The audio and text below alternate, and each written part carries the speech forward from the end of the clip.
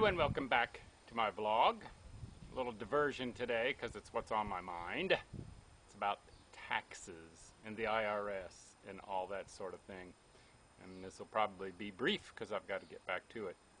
I just wonder how all of you put up with this whole income tax thing and filing and keeping records and not knowing that you're getting back everything that you think you should be getting back if you're filing the way that they think you should be filing. Why is it that you have to prove that you sent in enough or had enough sent in withheld by your quote employer, end quote, and they don't have to prove that they're not keeping too much? What if you forgot a few receipts? How is that your fault? Why is it up to you to try to do that? Well, I have the knowledge that my income is not taxable.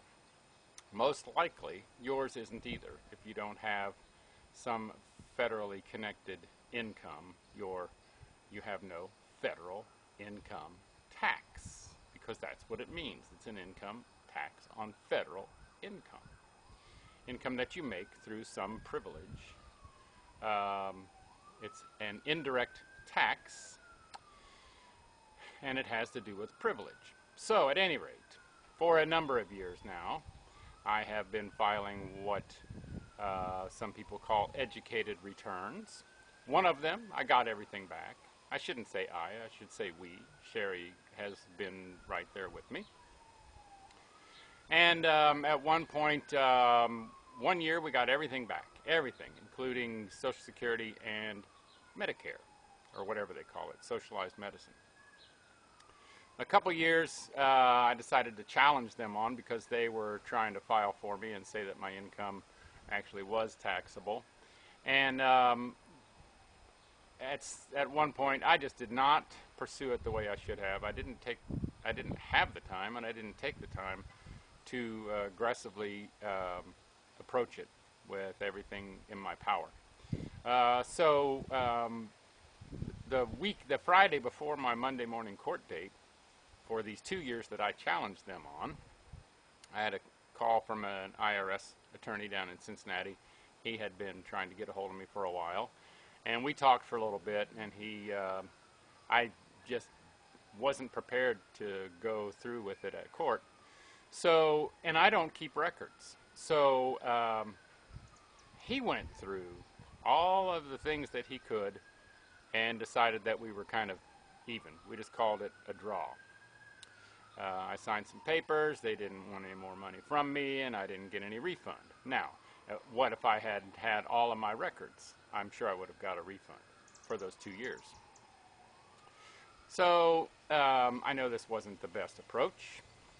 When I started getting things from the IRS, they didn't look like checks. They didn't say they were from the Treasury Department. I just tossed them in the trash. So now they have a couple $100,000-ish of levies against me, and I have to deal with this by tomorrow, which I picked up a full 10-hour overtime shift tomorrow, and I worked overtime today. And I'm still fighting with myself. I don't want to tuck my tail between my legs, but I really can't take the whole family along with me on this journey, so it looks like I'm going to have to. But I'm going to be fighting internally with this until the last minute. I'm confident that my knowledge that my income is not taxable is correct. And I'm confident that what they are doing is trying to extort a signature out of me on the types of returns that they want me to file. They filed for me for all those years, and they filed as if I was married, filing separately, because then I don't get any other exemptions. And so that's a lot higher tax rate. Well, it's the same tax rate, but no exemptions there, so more tax dollars that they can use to create their fines and their penalties and all of that. Plus there's a few $5,000 frivolous filing fees that are tacked onto that, because they make that up. They're not frivolous. They are educated. They're correct, to the best of my knowledge, which I swore under penalty of perjury. Where am I going with all this? I don't know. Just telling you why things are going to be kind of on hold for me for the rest of the day while I get all this taken care of. I'm not happy about this. Of course, part of it is my own fault for not pursuing it as aggressively as I should have up to this point. But it looks like most likely I will be tucking my tail between my legs. Back in the fall, they had actually started garnishing my check. The first one, I only got $350 for 2 weeks. I got it corrected because, again, they were doing this single or married filing separately or whatever, so it was only one person. Once I changed it to where I had my wife and my daughter, it was more like $900 for 2 weeks. And then I talked to them, and they looked at how much I'm making and how much my bills are and decided I was uncollectible. But they couldn't consider me uncollectible because of the frivolous filing fees. So what they're doing is coercing me to change my forms if I decide to do that, which is most likely, in order that they can waive those frivolous filing fees and consider me uncollectible. So I guess the best time to deal with them is when you're broke. I don't know. We'll see. I will maybe keep you posted.